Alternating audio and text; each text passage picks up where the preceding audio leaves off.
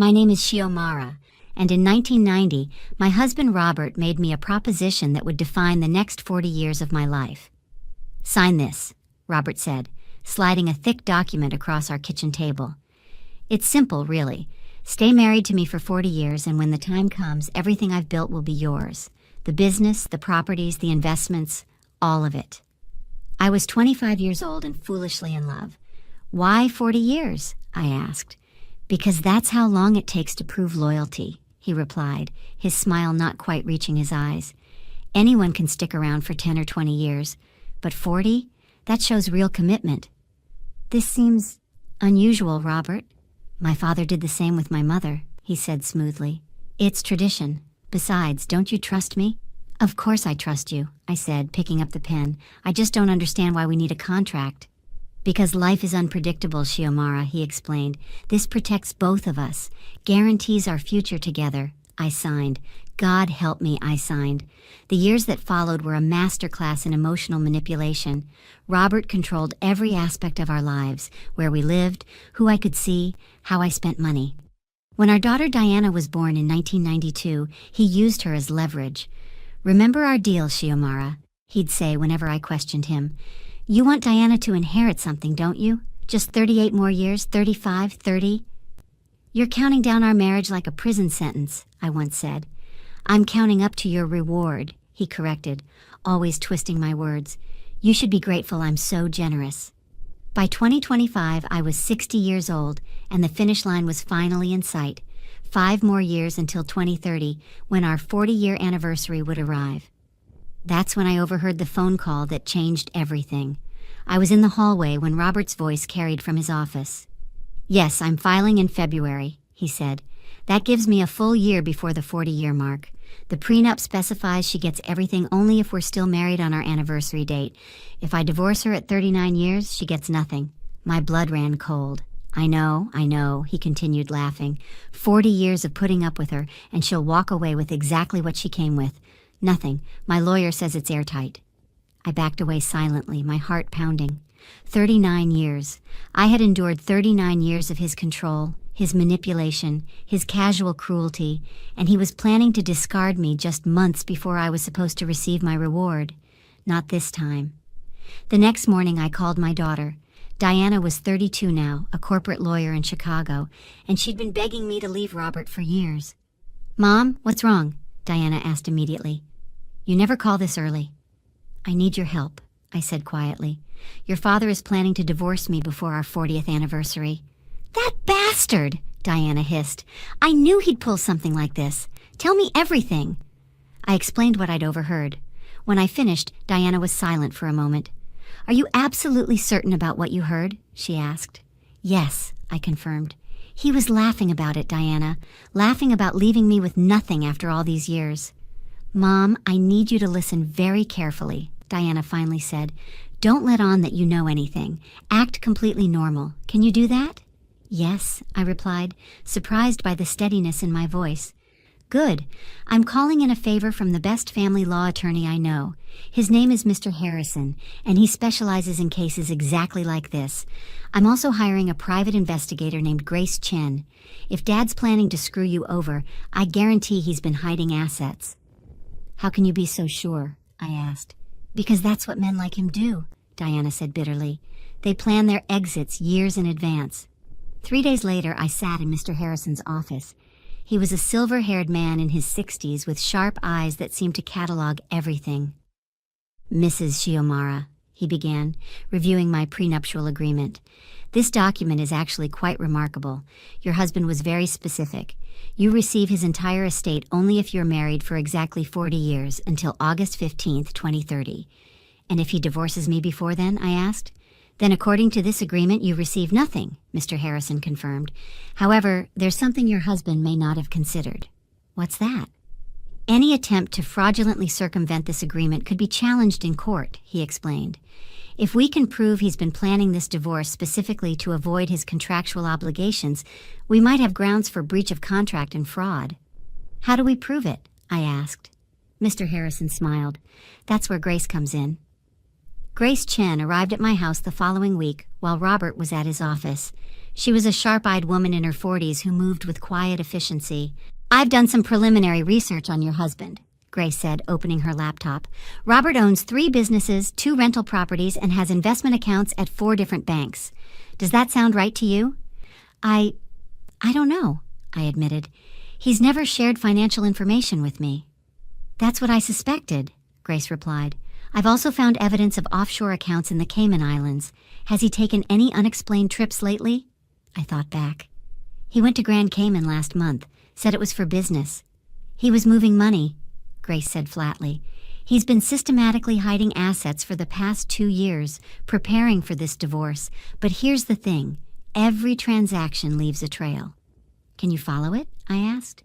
"Already am," Grace said with a slight smile. "Your husband thinks he's clever, but he's sloppy. Men like him always are." "How long will this take?" I asked nervously. "A few months to build an airtight case," Grace replied. "But we'll have enough evidence to stop him cold when he files." Over the next 3 months, Grace compiled an extensive dossier on Robert's activities. Meanwhile, I played the dutiful wife, never letting on that I knew about his plans. In January 2026, Robert came home with papers in his hand. "Xiomara, we need to talk," he announced. "About what?" I asked innocently. "I think it's time we went our separate ways," he said, not even having the decency to look apologetic. "I'm filing for divorce." "But Robert, we're so close to 40 years, I said, letting my voice tremble slightly. "Just a few more—" "I've made up my mind," he interrupted. "You'll receive a small settlement, of course, enough to get by on." "How much?" I asked. $50,000, he replied. "That's more than fair. 50,000. After 39 years, after building his empire together, after raising our daughter, after enduring his control and manipulation." "I see," I said quietly. "And when do you plan to file?" "Tomorrow," Robert said. "I wanted to give you advance notice. I'm not a monster, Xiomara." "How considerate," I replied, my voice flat. That evening, I called Diana and Mr. Harrison. "He's filing tomorrow," I told them. "Perfect," Mr. Harrison said. "We'll file our own suit first thing in the morning, before he can get to the courthouse. We're seeking enforcement of the prenuptial agreement and charging him with fraud, breach of contract, and concealment of marital assets." "Are you ready for this, Mom?" Diana asked. "I've been ready for 39 years, I replied. The next morning, Robert left early for his lawyer's office. He returned 3 hours later, his face purple with rage. "What the hell did you do?" he shouted, slamming the door. "I filed first," I said calmly, "with evidence of your offshore accounts, your hidden properties, and your deliberate plan to defraud me of my contractual entitlements." "You're bluffing," he sputtered. "You don't know anything about my finances." I pulled out Grace's report and slid it across the table, the same table where he'd asked me to sign my life away 36 years ago. "I know about the Cayman accounts," I said, "the shell corporations in Delaware, the rental properties registered under your brother's name, the investment accounts you told me didn't exist. Should I continue?" Robert's face went white. How did I find out?" I finished. "The same way you planned to betray me, carefully, methodically, with professional help." "You hired someone to spy on me?" he demanded. "I hired someone to find the truth," I corrected. "And here's what else I know. You've been planning this divorce for at least 2 years. I have recordings of your phone conversations with your lawyer, discussing how to time the divorce to avoid the prenup obligations." "Those recordings are inadmissible," Robert yelled. "Actually, in this state, one-party consent makes them perfectly legal," Mr. Harrison said, stepping into the room. I'd asked him to wait in the kitchen. "Hello, Robert. I'm Mrs. Xiomara's attorney." Robert looked between us, his confident facade crumbling. This is extortion." "No, this is enforcement of a legal contract you voluntarily entered into," Mr. Harrison replied smoothly. "You promised your wife that after 40 years of marriage, she would receive your entire estate. You then systematically hid assets and planned to divorce her mere months before that obligation came due. That's textbook fraud." "I'll fight this," Robert threatened weakly. "Please do," Mr. Harrison said, "because the discovery process will be fascinating. We'll subpoena every bank record, every business transaction, every offshore account. And when we expose how you've been hiding marital assets your wife has every right to know about, the court will not be pleased." "You won't win," Robert said, but his voice lacked conviction. "We already have," I replied quietly. The trial took place in March 2026. Grace testified about the offshore accounts, walking the court through every hidden transaction. Our accountant testified about the hidden properties and the shell corporations Robert used to conceal them. Diana testified about her father's controlling behavior throughout her childhood, painting a picture of systematic manipulation.